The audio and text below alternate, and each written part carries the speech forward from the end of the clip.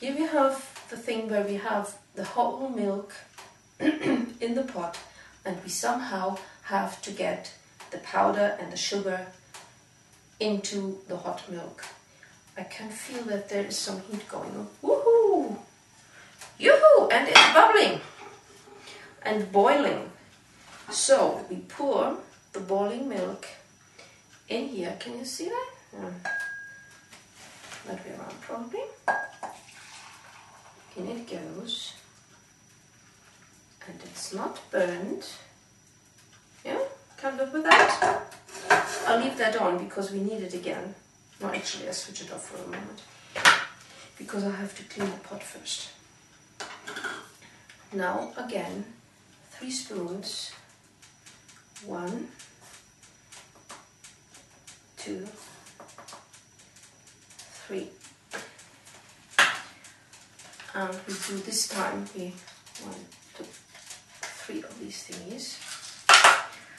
And I'm not sure that I can show you that. This is quite a lumpy stuff. And now you have to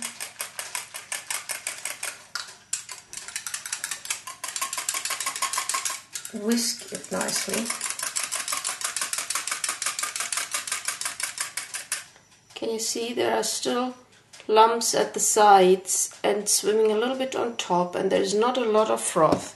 So I'm back here. Oh my goodness, we have to work on this camera thingy. And then you take your spoon.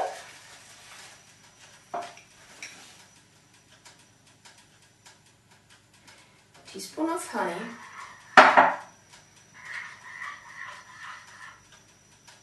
I'll leave that in here now. Shut off and red. Oh goodness.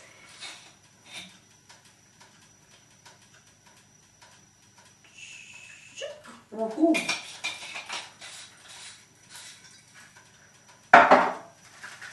We're running out of it already. The next one we have to.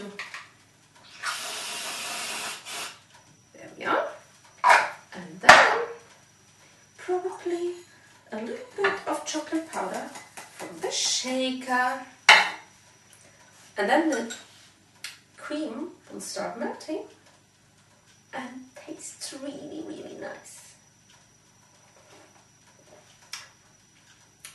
Yeah, rather close to what husband is doing, but I have to say I'm missing the frothy bit. And there are a few lumps, so we really have to practice this whisking thing. You have to whisk it vigorously. I'm going to clean the pot. See, that's the problem here. We don't have direct access to water. So, but that went actually rather well, but it shouldn't have cooked any longer. It already was really rather sticky, but it was not burnt, so that was good. And now I'm going to heat up the leftovers of the milk. Remember, we just poured about 1/3 of the milk in the shaker into the shaker, and now we have to heat up the milk.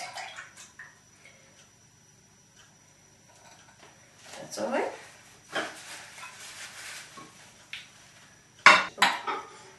Let me put the lid on. Let me have another sip of that.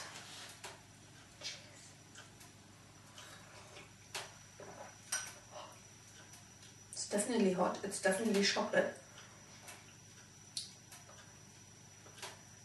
And I have to say, I think my husband is even more generous in the meaning of teaspoon, because that's the thing. If you take a teaspoon, oops,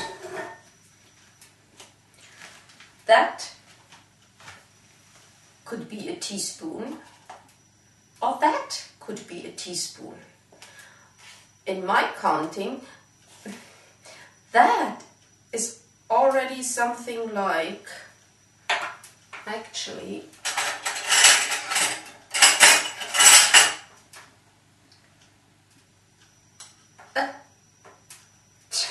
tablespoon. So, you should know who is cooking the recipe using measures like those. I know that my husband is crazy for chocolate, so I know that this is about what he would use. And his hot chocolate is incredibly good. So I used probably 2/3 of that. But that shows exactly why why I want to do this show. Because I want to show you that there are no fixed recipes. We like it with a lot of chocolate. You will have to try it out. So if you're going and you do that exactly with all the toppings, you might find, ooh, that's a bit over the top. Yeah, then you leave the alcohol out, then you leave the cream out. You may reduce the amount of chocolate powder, you may reduce the amount of sugar or increase. We are after the real chocolate flavor, but if you're more a Cadbury's type of person, you might want to use a different product even.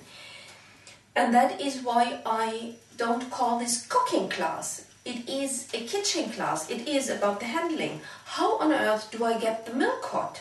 And how on earth do I get that whisked in? Which are the measures I can use?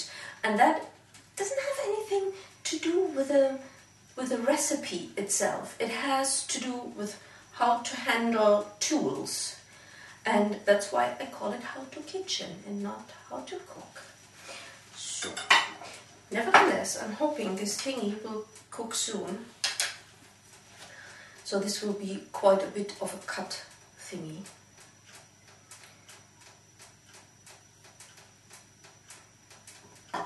Yes. I think we are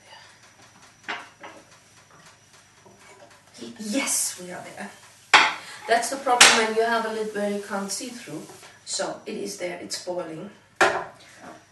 In that, you now add the sugary bit and keep on boiling.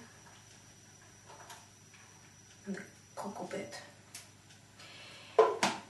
The reason why I didn't put it all in one, sugar and cocoa burns more. I want to have it almost heated by the time the cocoa bit goes in. That's why this is just the 1/3 amount, while 2/3 are just the milk boiling. As we saw in the first attempt, the whole amount of milk can easily be cooked without burning. But as soon as the sugar and the cocoa powder goes in, that could change the whole setup. So rather heat it up as much as possible. Just use as much milk you need to mix the dry ingredients, and then add that at a later moment and take care that it doesn't boil over. So what are we learning from that? Get pots with lids that you can see through. And we are learning that my kitchen actually is working in a way. I have to get the hang of it a bit more, but we're getting there. Would be nice at one point to be able, from these two things, to cook a whole menu for, let's say, 4 people. Getting there, switching it off now. And this time you're not pouring milk, but already the hot chocolate. And I have to tell you, there are no lumps in, no lumps whatsoever. That is brilliant. And I hope I can show you this. It even is a bit frothy. I actually quite like my shaking method because you get a little bit of air in it.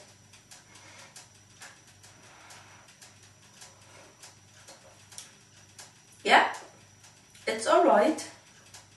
It's missing the emeritus though. but I'm not going to go there. I don't want to get tipsy. So that was the hot chocolate. I hope you like it, and if you have questions, send me an email or post me on the comments. See you later. Bye.